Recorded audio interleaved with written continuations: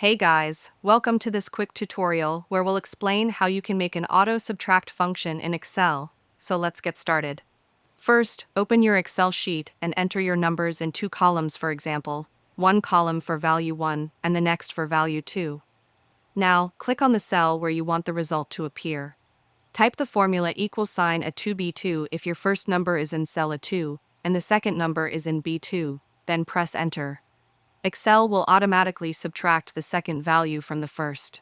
To apply this formula to other rows, click on the small square in the bottom right corner of the cell and drag it down. Excel will automatically adjust the formula for each row.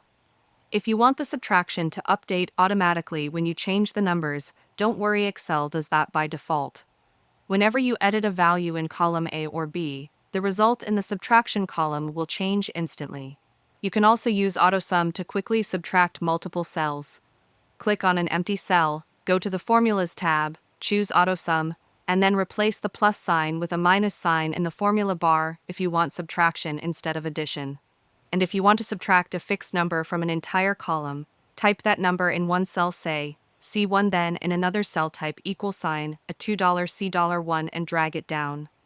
The dollar signs lock the reference, so every value in column A will subtract the same number automatically. And that's it. Now you know how to make Excel automatically subtract values and update results instantly whenever your data changes. If you found this video helpful, consider giving it a like and subscribe.